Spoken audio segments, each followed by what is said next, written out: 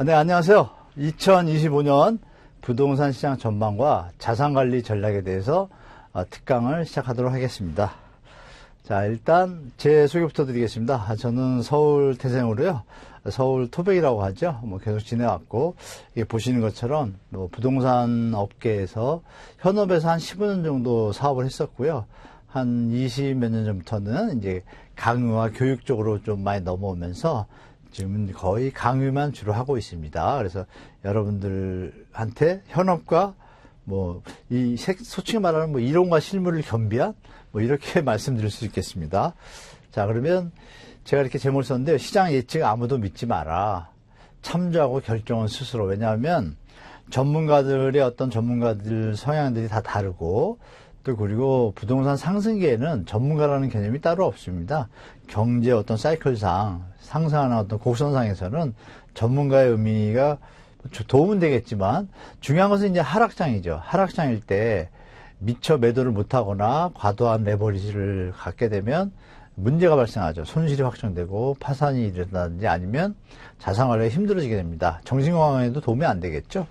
그래서 제가 이렇게 말씀을 올리면 보시는 바와 같이 땅집 전문가 20명, 2022년도 하반기 직전에 4, 5월에 예측한 어떤 전망입니다. 20명인데 제가 이걸 왜 보여드리냐면 나름 저도 예측력이 좀 맞아서 여러분들이 많이 찾아준다는 얘기를 많이 듣고 있어서 보여드립니다. 여기 보시면 이제 제가 여기 있는데요. 이때는 제가 이제 연대에서 좀 강의를 할 텐데 보시면 둘 다 하락입니다. 2020년 하반기. 기억나시죠? 시장금리가 갑자기 6월부터 급등하기 시작하죠. 한국도 마찬가지고 미국도 마찬가지고요. 그러면 저는 왜 이거를 3, 4, 5월 달에 예측할 때 이걸 했냐. 금리에 대한 공부를 나름 많이 했기 때문입니다. 그래서 경제 사이클을 보시면 어느 지점이 되면은 무조건 금리는 올릴 수밖에 없는 상황이라는 걸 예측이 가능합니다. 그리고 어느 지점이 되면 내릴 수밖에 없다는 지점인 게 또 가능합니다. 그럼 여러분들이 아시는 부동산 시장에 금리가 상승을 하면 당연히 수요가 감소하잖아요. 그죠? 이자 부담이 늘어나니까. 그런 것들이 기본적으로 받친 상태에서 다른 요인들도 있죠. 정치, 경제 리스크들. 다 종합해서 저는 의견을 낸 거예요. 근데 맞았을 뿐입니다. 다른 분들이 잘못했다는 건 아니군요. 보는 관점에서 다르겠죠. 다만 이제 이런 분들 쪽에 대해서는 제가 의구심을 제기할 수 있죠. 어떤 근거에서 이렇게 상승을 얘기했는지. 그런 부분에서 시장 예측상 만약에 제가 드린 걸 보시고 이 당시에 사는 거를 멈추신 분들은 손실을 피할 수 있었죠. 이런 것처럼 아무도 믿지 않는 건 사실이지만 참고는 하셔야 됩니다. 그래서 여러분들과 맞는 어떤 비전과 어떤 예측에 대해서 여러분들도 스스로 데이터를 좀 체크하시고 전문가들 의견도 참고하셔서 선택하시면서 시장 관리를 해나가시면 될 것 같아요. 자, 그래서 2024년 앞으로는 7월에서 9월에 이게 예전에 좀 적었던 건데 대선 이후에 데드캣 바운스가 될까 안 될까 이거 아무도 모르거든요. 이런 부분에 대해서 우리가 특강을 통해 가지고 좀 유추해 보도록 하겠습니다. 앞으로 시장 방향에 대해서.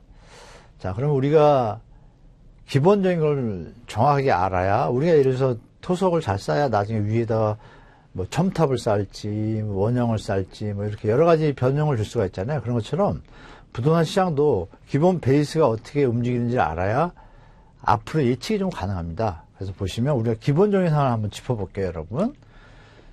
자, 트럼프가 당선이 됐잖아요. 그러면 요즘 많이 들으시는 보호무역주의와 자유무역주의 충돌의 시대 이런 얘기들이 많이 나와요.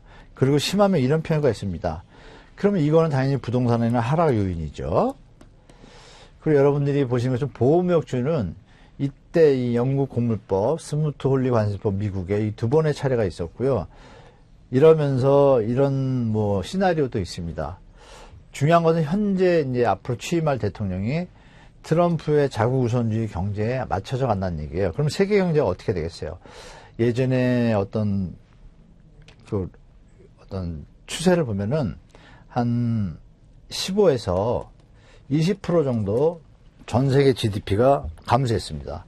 그게 뭐냐면 우리가 수출국가잖아요. 수출국가니까 당연히 더 타격을 받습니다. 그런 부분 때문에 트럼프가 이제 미국 우선주의와 보호무역 그리고 저금리 약달러를 지향을 해요. 그러면 미국이 수출이 더 많아져요. 우리는 더 적어지는 효과가 발생하고. 우리 경제에는 좀 타격입니다, 사실. 그래서 이 제조업으로 우리나라 SK나 뭐 삼성 또 하나 이런 데들이 지금 미국에 투자를 많이 했잖아요. 그럼 우리 고용은 창출이 안 되지만 그쪽 고용은 창출되잖아요. 그래서 미국이 프렌드 리쇼어링 그래가지고 우방 국가들을 다 자기네 나라에 공장을 세우게 합니다. 근데 그것이 과연 우리한테 도움이 될까요? 그러면 우리 경제는 분명히 하방 압력이죠. 그러니까 경제 요인이 결국 부동산에도 영향이 미친다는 걸 좀 말씀드리고 싶은 거고. 그래서 그 부분이 앞으로 좀 우리 시장의 하방 압력을 보이지 않지만 계속 줄 겁니다. 그리고 환율에 대한 부분도 좀 말씀을 드리면 1,400원 자꾸 돌파한다는 얘기를 많이 들으시잖아요. 트럼프 집권 시기 앞으로 어떻게 될지 모르지만 현재 우리가 트럼프가 당선됐다는 그 시점에서 갑자기 1,400원을 넘기 시작합니다. 여러분 기억하시겠지만 우리 1,400원이라는 수치는 되게 의미가 커요. 이 트럼프 집권 시기에는 이렇게 부정적이나 이게 핵심이고요. 보시면 대미 수출입 동향을 한번 보십시오. 보시면 이게 주황색 있죠, 여러분? 주황색?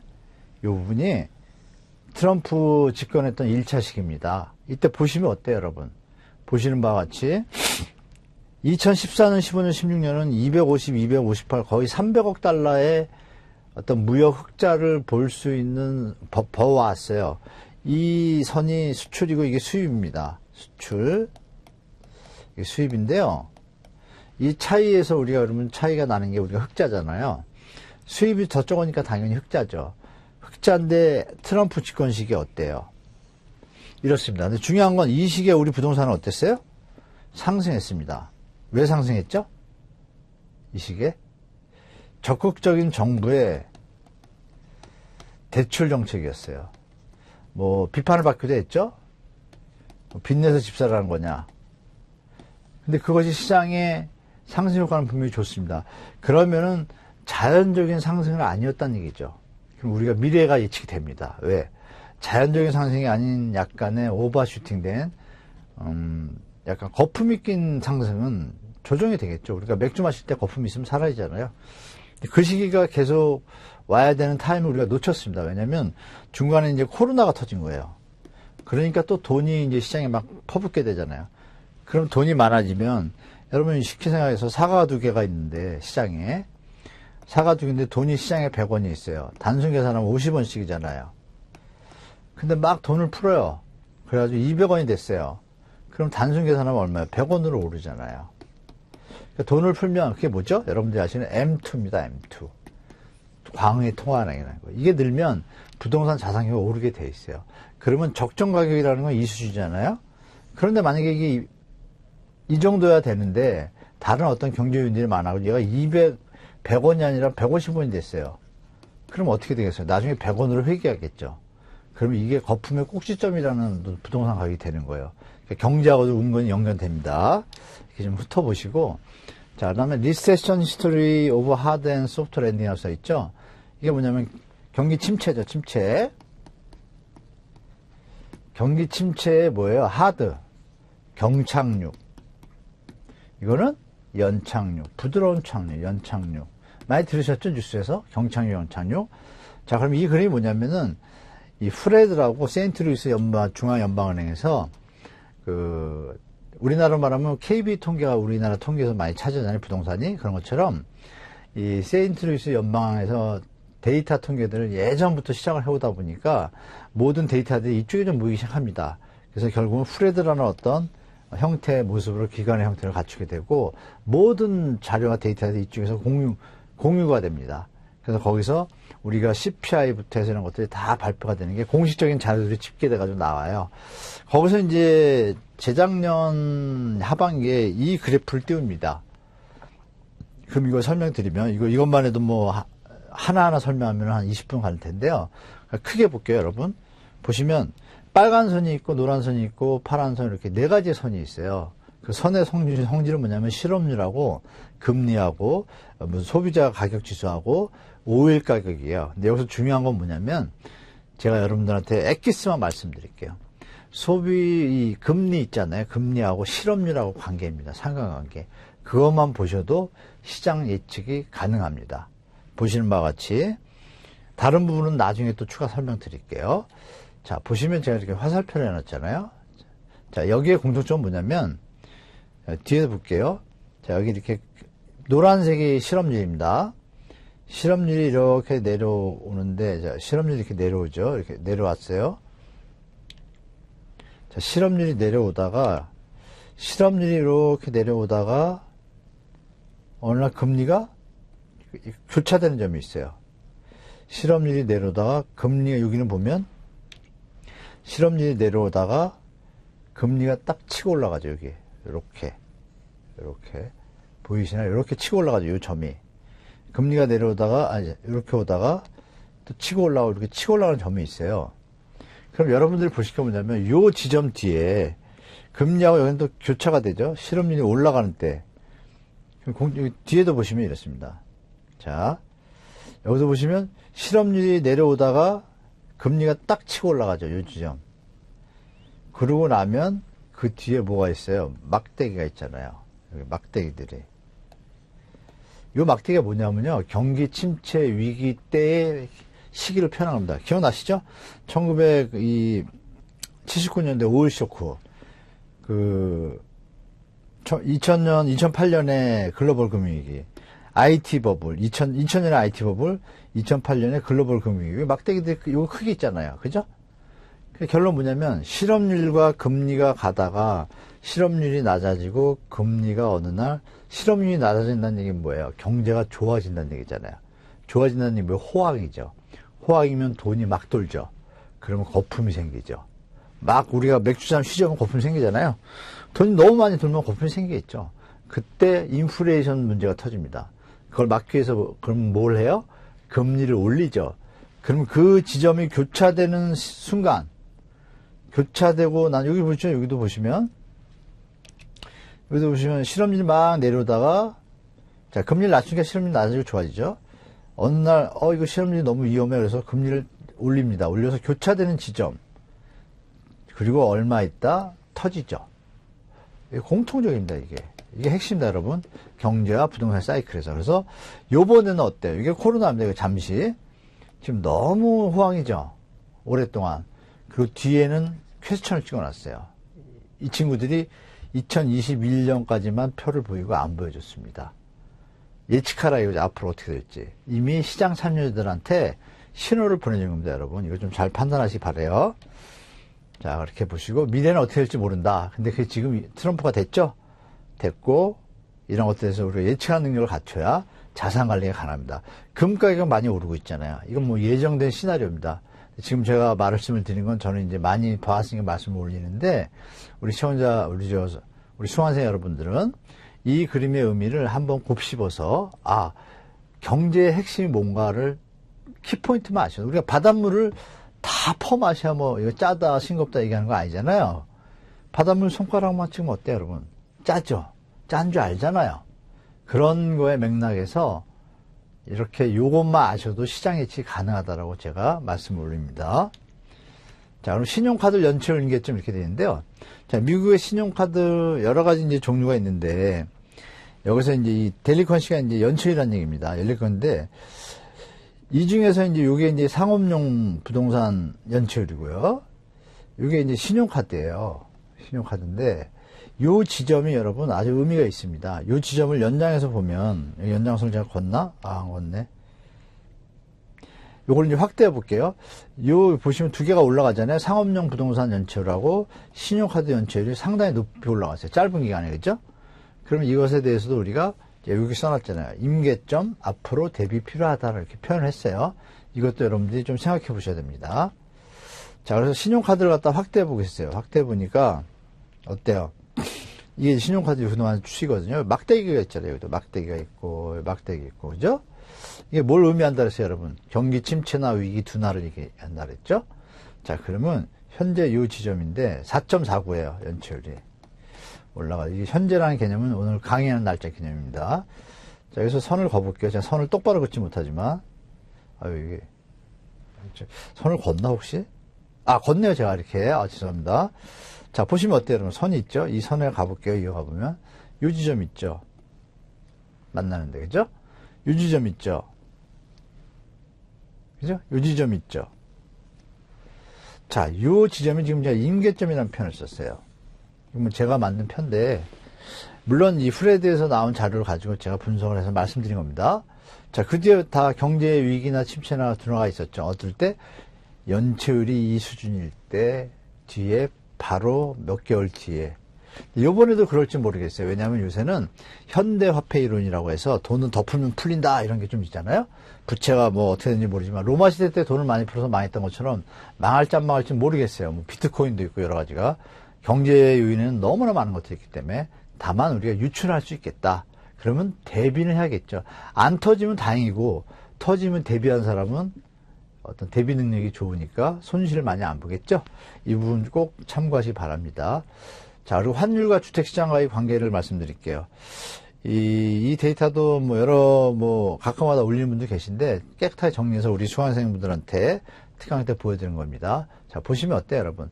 빨간 선이 환율입니다. 1,400원일 때 이렇게 있죠. 이렇게 1,400원 이상일 때 IMF, 글로벌 금융위기, 그리고 레고랜드 사태 때 한번 딱 터졌어요.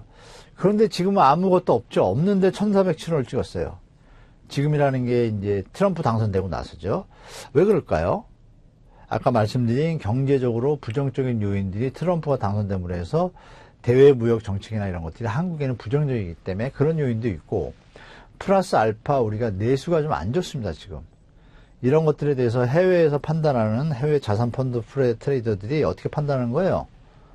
아, 이거는 한국이 감내하기 좀 힘들겠구나. 당분간 어려울 수 있겠구나. 경제가 수익이 잘 안 내겠구나.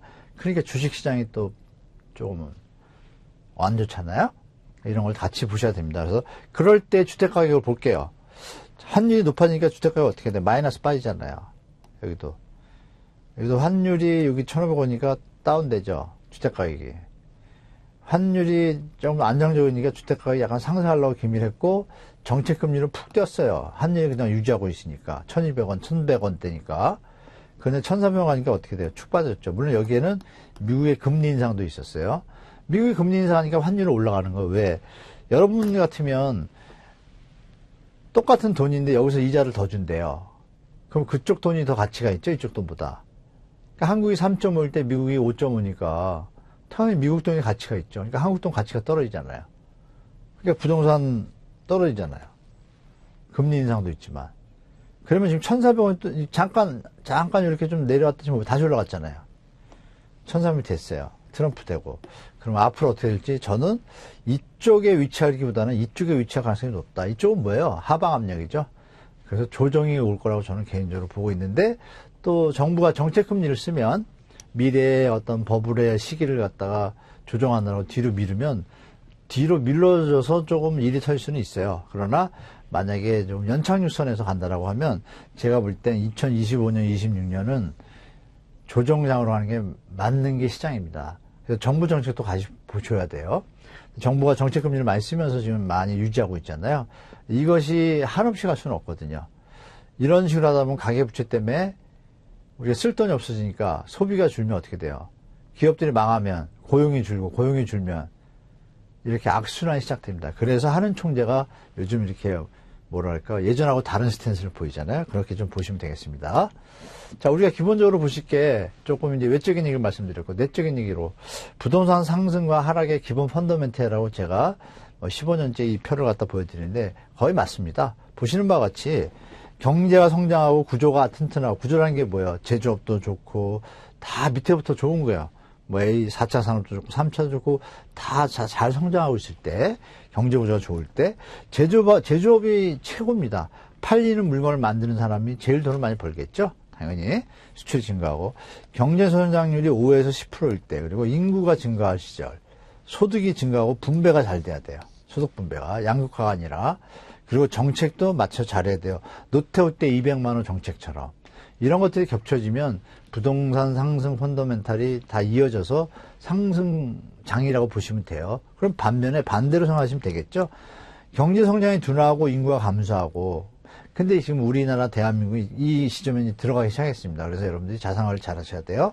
저성장 저출산 고령화잖아요. 당연히 소비력이 떨어지겠죠.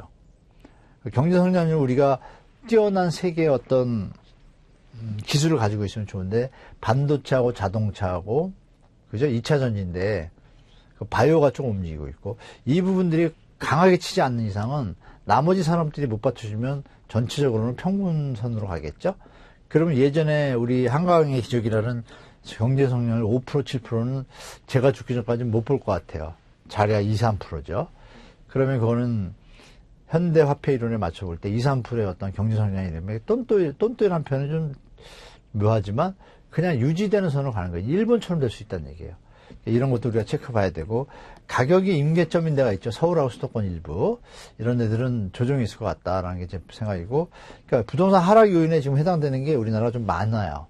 그래서 이 시기가 지나가는 이제 이렇게 되면 또 한 번 이렇게 되면 또 이렇게 사이클이 있겠죠, 여러분. 이 사이클에 맞춰서 자산관리 전략 잘 하셔야 됩니다.